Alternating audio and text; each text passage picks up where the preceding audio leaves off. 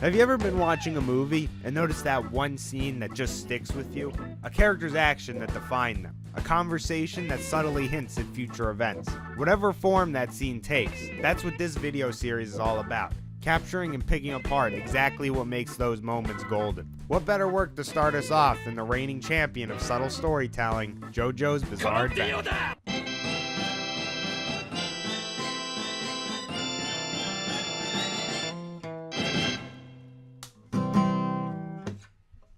The scene in particular is actually an anime exclusive, and this is when we first meet Dio Brando, our future Lord and Savior.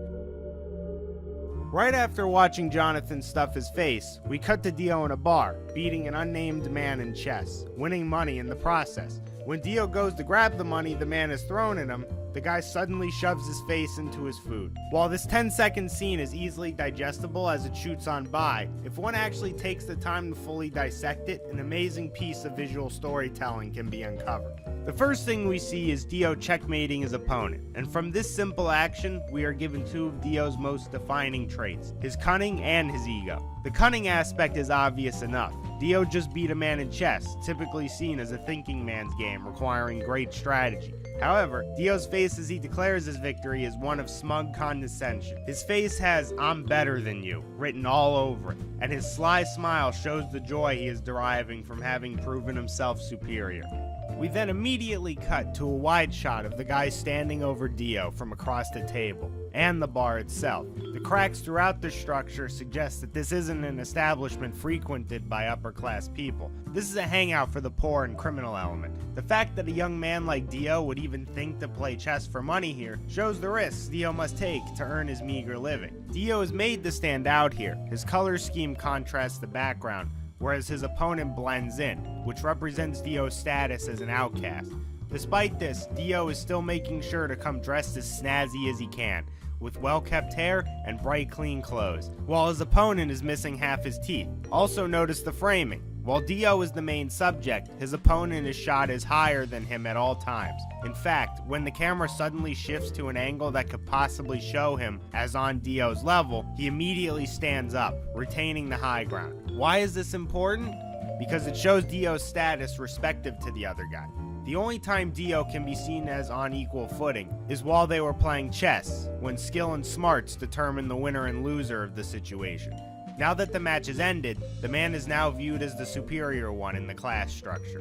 This theme is then carried on in the next shot, of the man throwing the money at Dio. Notice Dio's distinct change in expression. Whereas before his face was of royal condescension, now it is weak, with a slight hint of sadness. While Dio did in fact win the money, he has now returned to an existence where that currency is what rules his life, and the manner in which the man throws the coins is as if he was throwing to an annoying beggar. The coins even land right next to Dio's food, equating them as sustenance, and just as he goes to reach for the money, we get the scene. This scene is one I think about on a regular basis. It's one of the main moments that pops into my head when I think about instances that define a character, and it all happens in 7 seconds. Just after the man begins shoving Dio's face down, we see a peculiar progression in Dio's facial expression. His very first reaction is one of expected frustration. Dio instantly recognizes what's going on, implying he's been through similar ordeals in the past. He then attempts to regain eye contact, his pride showing through.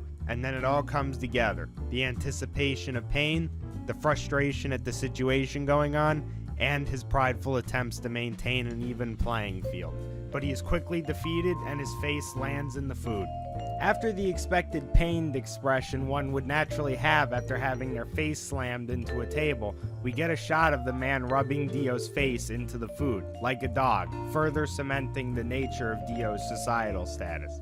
We then get our final shot, and it's Dio's most humanizing moment in the series. As he lays there, face covered in gruel, Dio doesn't just look mad, he looks like he's about to cry from anger. This is especially important because we never see Dio cry genuine tears of sadness in the anime. The closest we get is when Jonathan beats him after he kisses Erina, and while it fits very well with his character and his evolution, it still has a cartoony flavor to it. There was a panel in the manga where we got to see this vulnerable side of Dio, but this was only hinted at in the anime, so this makes up for it. This gives us everything we need to know about Dio's motivations for his future actions. Oppressed on a regular basis by the crushing classism of Victorian London, Dio grew to know hate, to see everyone around him as a potential enemy, committed to making his life a living hell. Even kind, honest actors like the Joe stars. Dio's very next action, reaching for the fork, implies that violence is something he would willingly use to fight against his victimization, and his restraint in stabbing the guy shows Dio's planning nature. So all in all, what did we learn about Dio from just a few seconds? We got his motivation to claw his way from the bottom of society's food chain, to never be in a position of vulnerability to anyone, ever again. We got his tools he's going to use to achieve that goal, violence and brains. We also got his ego, an obsession to look in control and proper, even if the world around him is dilapidated. Within just a few seconds, we got a snapshot of all the major aspects of Dio's character, and now you've seen it. Basically, what JoJo's Bizarre Adventure is trying to say here is, rise up, my proletariat brethren! Take down the bourgeoisie! Take down the